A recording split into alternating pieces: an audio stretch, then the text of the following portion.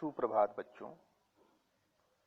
आज हम आपकी हिंदी पुस्तक में काव्य खंड के अंतर्गत संकलित साखी नामक पाठ के दोहा संख्या 12 का कठिन शब्दों के अर्थ, संदर्भ, प्रसंग और उसकी व्याख्या का अध्ययन करेंगे। और ये कबीर के संदर्भ में या कबीर की कविता का यह तीसरा वीडियो है जो मैं आपके लेकर प्रस्तुत हूँ। आगे आते हैं, देखते हैं दोहा संख्या 12। यह वो ऐसा संसार है जैसा सेंबल फूल, दिन दस के व्यवहार को झूठे रंग न भूले। यह माने यह, ऐसा माने ऐसा, संसार माने यह जगत या संसार, जैसा माने जैसे, सैंबल माने एक वृक्ष, सेमर का वृक्ष, फूल माने फूल, दिन दस के व्यवहार मतलब थोड़े से समय का जीवन, और झूठे रंग न भूल। इसके झूठे रंग न भूल मतलब इसकी चमक दमक के फेर में मत पड़िए, या संसार का झूठा रंग या इसकी नश्वरता को न भूले। कबीर ने जो है इसमें जीवन की नश्वरता को व्यक्त किया है और संसार की चमक दमक में न पड़ने का उपदेश इसमें दिया है। आइए इसकी व्याख्या देखते हैं। कबीरदास जी कह रहे हैं कि यह संसार सेमल के वृक्ष के समान है। सेमल का वृक्ष की सबसे बड़ी विशेषता होती है, उसके पुष्प की सबसे बड़ी विशेषता यह होती है कि वह खूबसूरत तो बहुत लगता है लेकिन उसमें सुगंध नहीं होती है। और कबीर ने जो है इस सेमल के वृक्ष के द्वारा जो है इस संसार की नश्वरता को बताने की कोशिश की है कि जिस प्रकार सेमल का वृक्ष देखने में तो बड़ा सुंदर प्रतीत होता है लेकिन उसमें सुगंध नहीं होती है, वो बेकार है। एक तरह से है तो वो फूल लेकिन उसमें सुगंध नहीं है। और किसी भी पुष्प की सबसे बड़ा उसका गुण है उसकी सुगंध। ये जरूर है कि वो सुंदर सुगंध दे या बुरा सुगंध दे, यह एक अलग चीज है, लेकिन उसमें सुगंध होनी चाहिए। लेकिन सेमर के जो वृक्ष होता है उसमें सुगंध नहीं होती है, किसी भी प्रकार की सुगंध, अच्छी या बुरी, कोई सुगंध नहीं पाई जाती। उसी तरह नीचे कबीर कह रहा है कि उसी तरह का यह संसार है। यह संसार भी सेमर के वृक्ष के समान है। देखने में तो बहुत चमकीला रंगीन दिखाई देता है और हम इसी में जो है खोए रहते हैं, डूबे रहते हैं, लेकिन अंत में हमें कुछ प्राप्त नहीं होता। और सेमल के वृक्ष पुष्प को देख करके तमाम तरह के पक्षी जो है उस पर मंडराते हैं, उसके रंग उसकी चमक को देख करके मंडराते हैं, लेकिन अंत में जब उसके फल को तोड़ते हैं तो उसमें उनको खाने योग्य कोई चीज प्राप्त नहीं होती है। निस्सारता रूप में उन्हें रुई ही मिलती है। उसी तरह का यह संसार है, यह चमक दमक से भरा हुआ है। कबीर यही कह रहे हैं कि यह संसार चमक दमक से भरा हुआ है और अंत में इस संसार में से आपको कोई चीज, अच्छी चीज प्राप्त नहीं होगी। सिर्फ उसी रुई के समान आपको निस्सारता मिलेगी। और इसमें जैसा सैंबल फूल में जो है उपमा अलंकार है। काव्य सौंदर्य के अंतर्गत आप इसकी भाषा जो है भाषा के रूप में सदुक्कड़ी लिख सकते हैं। कबीर की भाषा जो सदुक्कड़ी है। और इसमें जो छंद प्रयोग किया गया है वह दोहा है, जो अर्ध सममात्रिक छंद है, जिसके प्रत्येक, जैसे प्रथम और तृतीय चरण में 13-13 मात्राएं और अंतिम तीसरे और चौथे में जो है क्या नाम है कि 11-11 मात्राएं। और इसमें अलंकार जैसा सेंबल फूल में जो है उपमा अलंकार है। और दिन दस द वर्ण का जो है 2 बार प्रयोग किया गया, तो इसलिए इसमें अनुप्रास अलंकार हो जाएगा। और ये इसके काव्य सौंदर्य के अंतर्गत आप लिख सकते हैं। आगे आते हैं, देखते हैं इसका 13वां दोहा। यही अवसर इत्या नहीं पशु जो पाली दे, राम नाम जानिया नहीं अति पड़ी।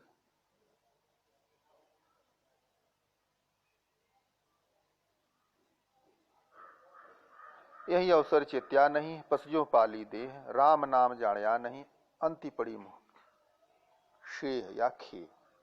यही अवसरी, कबीर कह रहे हैं कि एक बार अवसर मिला है। अचेत्या माने सचेत, आप सचेत हो जाइए। अब पसजो पाली देह, पशु माने पशु, जीव माने जैसे, पाली माने पालन पोषण, देह माने शरीर, राम नाम माने राम नाम, जाणया नहीं मतलब जानना नहीं, अंति माने मृत्यु के बाद, अब पड़ी माने मुख, शेह, शेह माने राख या मिट्टी। तो आइए इसका संदर्भ देखते हैं। यही अवसर चेत्या नहीं। ये कहा जाता है कि ईश्वर ने जितने भी संसार में जीव बनाए हैं उसमें मनुष्य योनि सबसे श्रेष्ठ मानी जाती है। लोग भी कहते हैं कि ईश्वर के द्वारा निर्मित यह जो मनुष्य है यह संसार में सबसे उत्तम कोटि की योनि मानी गई है।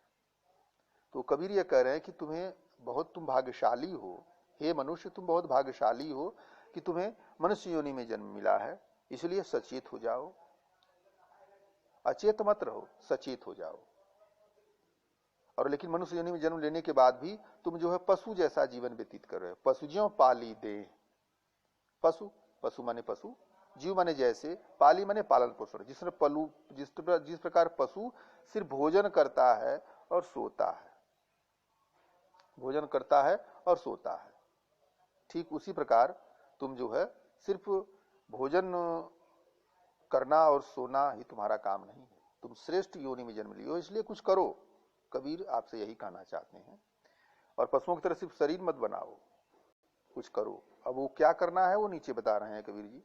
राम नाम जाणया नहीं, राम नाम का स्मरण कीजिए, उसके नाम के महत्व को आप जानिए। संतों के यहाँ जिस प्रकार पहले दोहे में कबीर को पढ़ते हुए मैंने बताया था कि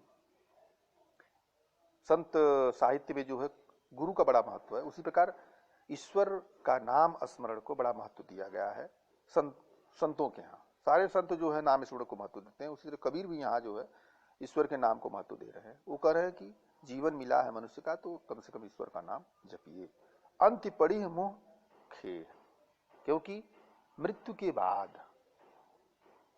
बाद आपके मुंह पर सिर्फ राख ही मिलेगी या मिट्टी ही मिलेगी। इस्लाम धर्मावलंबी जो भी लोग हैं, मृत्यु के बाद जो है जब उनको सुपुर्दे खा किया जाता है तो लोग एक एक मुट्ठी मिट्टी जो है उनके जो है मृत शरीर पर डालते हैं। तो कबीर का आशय यहाँ पर उसी संदर्भ में है कि मरने के बाद जो है सिर्फ मिट्टी ही मिलती है और कुछ नहीं मिलता है। इसलिए इस जीवन बड़ा भाग्यशाली है मनुष्य योनि या मनुष्य जीवन, इसलिए इस जीवन में आए हो तो कम से कम भगवान का नाम स्मरण कर लीजिए। कवि जो है कबीरदास जी जो है इस 13वें दोहे में यही कह रहे हैं। आगे आते हैं। यह तन कांचा कुंभ है, लिए फिरता साथी, ढबका लागा फूट गया, कछु न आया हाथी। संदर्भ जो पूर्वत होगा, प्रसंग में भी इसमें भी जीवन की नसारता का उल्लेख किया है कबीर ने। आइए इसके कठिन शब्दों को अर्थ को देखते हुए इसकी व्याख्या करें। यह तन कांचा कुंभ है, यह तन, तन माने शरीर, कांचा माने कच्चा, कुंभ माने घड़ा, और लिया फिरता साथी। कबीर कह रहे हैं कि चूंकि लोग अपने सुंदर शरीर पर बहुत गर्व करते हैं, मान करते हैं या उसकी सुंदरता को प्राप्त करके इठलाते हैं, तो कबीर कह रहे हैं कि यह शरीर ठीक उसी कुंभार के द्वारा निर्मित कच्चे घड़े के समान है। यह तुम्हारा शरीर, यह शरीर तुम्हारा उसी कच्चे घड़े के समान है। इस पर गर्व मत करो, इसकी सुंदरता पर इठलाओ मत, क्योंकि जिस प्रकार कच्चा घड़ा थोड़ा सा भी झटका लगने पर टूट जाता है, चूर चूर जाता है, उसी तरह जीवन में कब आपकी मृत्यु हो जाएगी ये आपको पता नहीं है, तो आप भी नष्ट हो जाएंगे। इसलिए जो है कुछ करिए। क्या करिए वो नीचे बता रहे हैं कि ढबका लागा फूट गया, कछु न आया हाथी। मैंने वो पहले ही बताया था प्रसंग के अंदर कि इसमें जीवन की नसारता का उल्लेख किया गया कि जीवन नश्वर है, यह क्षणिक है, बहुत ज्यादा दिन तक नहीं चलेगा। इसलिए इस पर इठलाओ मत, गर्व मत करो। एक ही झटका लगेगा, तो जैसे कच्चे घड़े को एक झटका लगता है तो टूट जाता है, फूट जाता है, फिर वो किसी काम का नहीं रहता। ठीक उसी प्रकार मनुष्य का जीवन भी है कि जब ही कभी अचानक उसको मृत्यु तो किसी रास्ते से आ सकती है, तो मृत्यु के बाद या मरने के बाद आपको कुछ प्राप्त नहीं होगा। यही जो है कबीरदास जी इस दोहे में कह रहे हैं। आगे आते हैं। कबीर कहाँ गर्वियो देहि देखी सुरंग। कबीर दास जी कह रहे हैं कि कहाँ गर्वियो, क्यों गर्व करते हो। गर्वियो माने गर्व या अभिमान, क्यों अभिमान, कहा माने क्यों यार, क्यों कर रहे हो गर्व। देहि माने इस शरीर पर, देखी सुरंग सुंदर शरीर, देख माने देखकर, सुरंग माने सुंदर। अब बिछड़िया मिलबो नहीं, जीव का चली भूम। बिछड़िया माने बिछड़ने के बाद, मिलबो नहीं मतलब नहीं मिलेगा। जीव, जीव माने जैसे, कांचली माने किचुली, भुअंग माने भुजंग अर्थात सर्प। प्रसंग और संदर्भ वही पूर्वत होगा कि जीवन की नसारता का उल्लेख कबीर ने 15वें दोहे में किया है। कबीर, आइए व्याख्या इसकी करते हैं, देखते हैं कबीर क्या कह रहे हैं। कबीर का कहना है कि कबीर कहाँ गर्वियो, कबीरदास जी कह रहे हैं कि गर्व मत करो, अभिमान मत करो। देहि देखि सुरंग, सुंदर शरीर को देख करके इस पर घमंड मत कीजिए, इस पर इतराइए मत, इस सुंदर शरीर को देख करके इठलाइए मत।